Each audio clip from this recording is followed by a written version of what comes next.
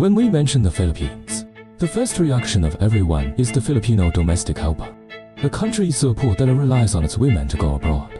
A country that earns money by serving as a maid for others. The Philippines is a large country. The land area is not small. The population exceeds 110 million. However, it is one of the poorest countries in Asia. The average monthly income is only 1,500 yuan. But what many people don't know is, half a century ago, the Philippines was once among the developed countries. China is the second wealthiest country in Asia, next to Japan, from the richest to the poorest. What has the Philippines experienced in the past half-century? 1565, the Spanish occupied the Philippines. 1898, the United States defeated Spain, become the new colonial ruler of the Philippines.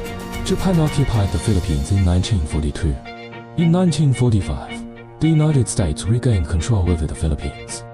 In 1946, the Philippines gained independence and established a new nation. The United States colonized the Philippines for nearly half a century. Also handled the matter of the Philippines' independence and national founding.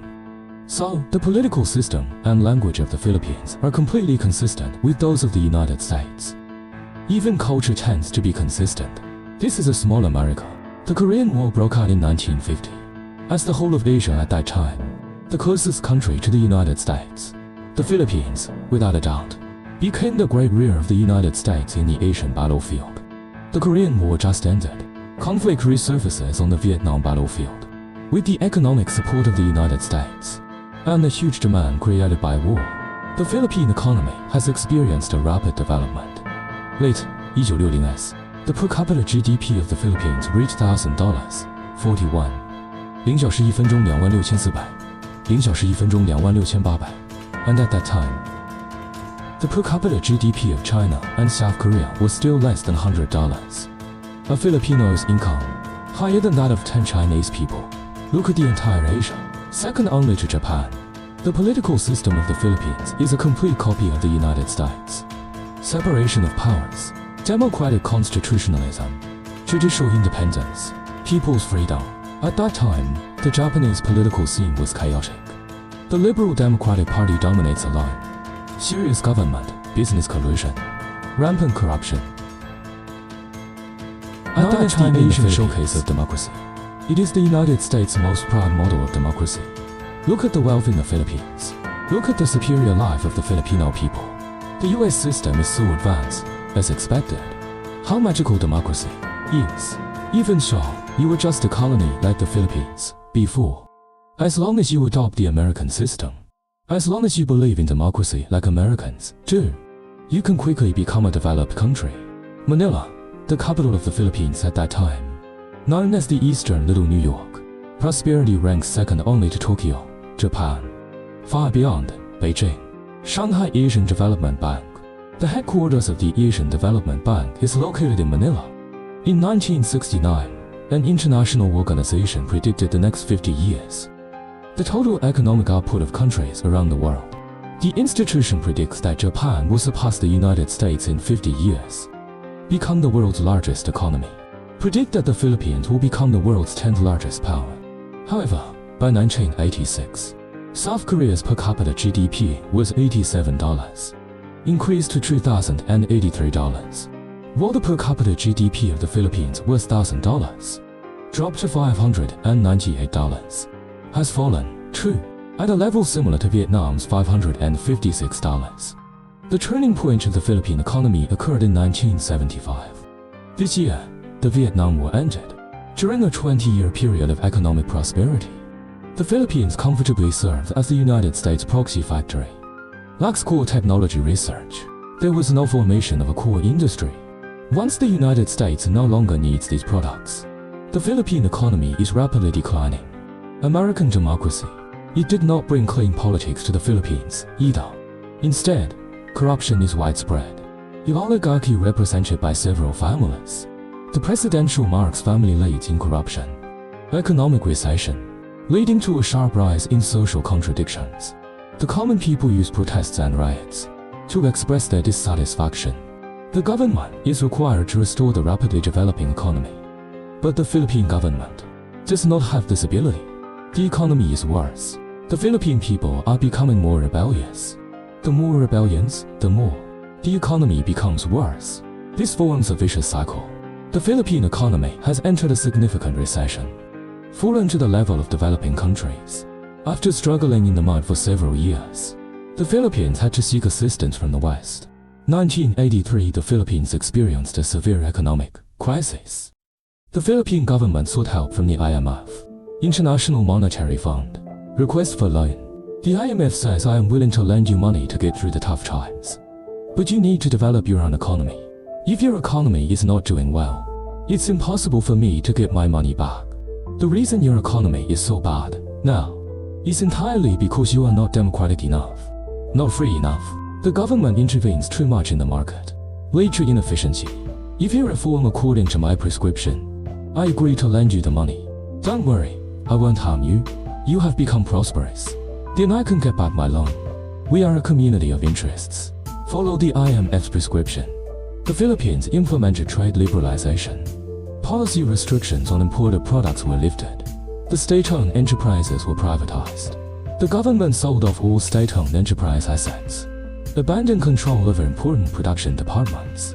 Communication, transportation, and finance fully open to foreign investment. Implement free competition. Simply put, this prescription is the privatization of state-owned enterprises, government democratization, market liberalization. The IMF and the United States may not necessarily be out to harm the Philippines, because that era, Western economists truly believe that this medicine can save the world. Universal wonder drug. It works as soon as you eat it. The US not only fed this medicine to the Philippines, fed Russia and Ukraine, and a group of Latin American countries. The nations that tested the drug all died a very, very tragic death. This is a thoroughly poisonous drug. Mortality rate reaches 100%. 159. 0小时5分钟9533 0005 The country of taking medicine. Its economy is none other than everything crushed. In theory, this prescription is impeccable. State-owned enterprises are inefficient. Privatization can enhance economic efficiency. Authoritarian politics is prone to corruption. Democratization can supervise government integrity. Market liberalization with less government intervention can greatly improve efficiency and promote the enthusiasm of the working people. Where did you go wrong? But the result proves this medicine is deadly for anyone who takes it. From America to Europe, from Europe to Asia, none survived. In just a few years, the Philippine economy collapsed. But Western economists comfort the Philippines. This is analgesia. Side effects of the drug. Temporarily shock. It will get better slowly. But it's a pity. The Philippine economy has fallen into a deep abyss. On a steady decline. It never got better. 1970s. The United States holds the Philippines up as a model of democracy. Using the wealth of the Philippines, prove the greatness and superiority of the democratic system. It was never mentioned again. Strictly speaking, the United States is not intentionally trying to harm the Philippines, because there is no such motivation and necessity. Pure American style, Philippines. He has always been the most loyal minion of the United States. But that prescription is really too toxic. The Philippines, with a population of 110 million today, the average monthly income is only 1,500 yuan. Moreover, the wealth gap is extremely severe. Many Filipinos struggle to survive. The Philippines has many poor people, forced to settle and live in a graveyard, become a world wonder. The Philippines has no industry worth mentioning. Export products that the world remembers. It's even a domestic maid from our country. Filipino maids are titled national heroes in the Philippines. The country earns a large amount of foreign exchange every year. The national population is only 110 million. There are actually 11 million people working overseas. Why are Filipino domestic helpers so famous? Because of high quality and low price. The Philippines was colonized by the United States for half a century. Implement American-style education. English is almost as close to Filipino. The maid's mother tongue. Hired a Filipino maid. It's equivalent to hiring an English teacher for the child. And the Philippines has established a large number of domestic universities. Professional training for domestic workers. To become a qualified Filipino maid, at least a college degree is required. Filipinos are predominantly Roman Catholic. Optimistic, sincere, patient, and accommodating, willing to be at a lower position in an unfamiliar environment. The Filipino maid is always lukewarm, with a smile on her face. Open your mouth and become the master, the mistress, and the boss. Strong sense of service. Professionalism ranks first in the world. The Filipino domestic helper with such high professionalism. How much salary is needed? Locally in the Philippines, the salary of Filipino domestic workers is incredibly low. Only 900 to 1,700 yuan per month. And without 5 insurance and 1 fund. If I could come to Hong Kong as a babysitter, the Filipino maid can earn a salary of over 4,000 yuan. That's why the Filipino maids are willing to go abroad at all costs. Even if enduring hard times in the pigeonholes of Hong Kong. It's still better than staying in the country, living with an employer in a foreign country. Filipino domestic workers cannot go home. Sometimes, even passports are seized by employers. Cases of abuse and sexual assault occur frequently. But the Philippine government does not protect its own citizens. Well, there were 2 Filipino domestic workers working in Kuwait. Seek help from the Philippine embassy. In immediate danger of life, the Philippine embassy sent a car to rescue its Filipino domestic workers. Kuwait directly arrested the driver of the embassy, accusing the Philippine embassy of violating Kuwait's sovereignty, and expelled the Philippine ambassador from Kuwait. Employing a Filipino maid is a crime, because it was done without Kuwait's consent. How do you guess this was resolved?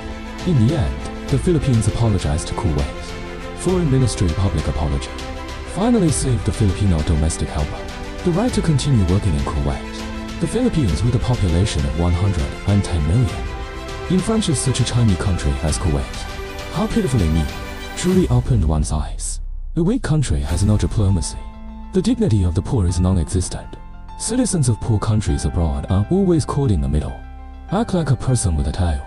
The embassy can't protect you. The salary of Filipino domestic workers in Hong Kong is only around 4,000 to 5,000 Hong Kong dollars. Why are mainland nannies so expensive? Most are of primary school education. Service awareness is also poor. He still demands a salary of 7,800 to 8,000 yuan. The biggest reason is China strictly prohibits Filipino domestic workers from entering China for employment. The domestic service industry is an important outlet for absorbing the unemployed population. And China, to preserve employment, has already been willing to sacrifice everything. You find that crew, university degree, fluent in English, cleaning, tidying, and cooking all day. 1 day off per week. Salary is only 4,500 to 5,000 yuan. The cost of not having social security. Entering the domestic market, all the babysitters in China would be scared to death. This is just not competitive. Why are Chinese nannies willing to accept such high wages? Another reason is that China is very wealthy. The wealth has reached a level that many Chinese people cannot imagine.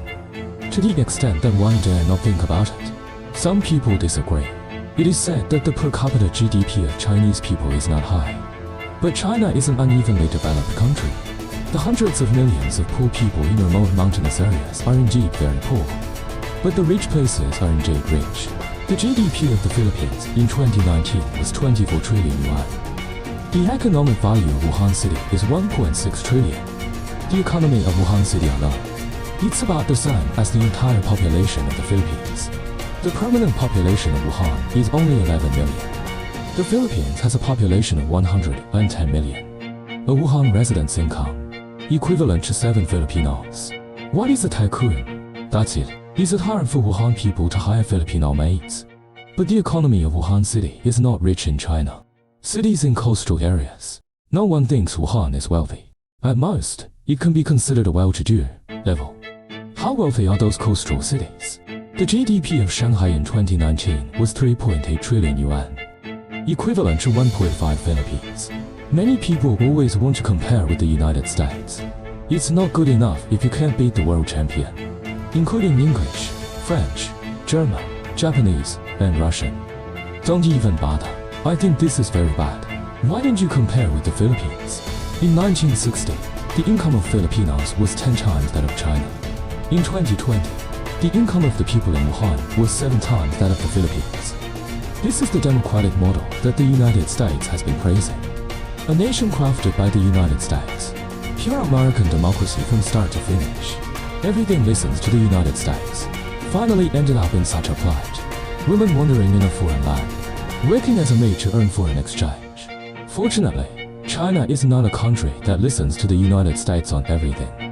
Fortunately, that famous economic poison of the 1980s, 1990s, in 2000s. China does not eat, persisted with its economic system. Philippines, that was once the second wealthiest country in Asia. Now it looks like this. China's GDP. Now it is equivalent to the GDP of dozens of countries. Arranged into an image. Very shocking. For half a century, China has reached the sky. The Philippines has descended to the earth. Does the Philippines lack democracy and freedom? Not at all. The entire Asia, the country most like the United States, the freest and most democratic country is the Philippines. What do you say is missing in the Philippines? Why should Filipino women have to live such a life? We don't want to live the life of Filipinos. Neither want to be a model room of democracy for the United States.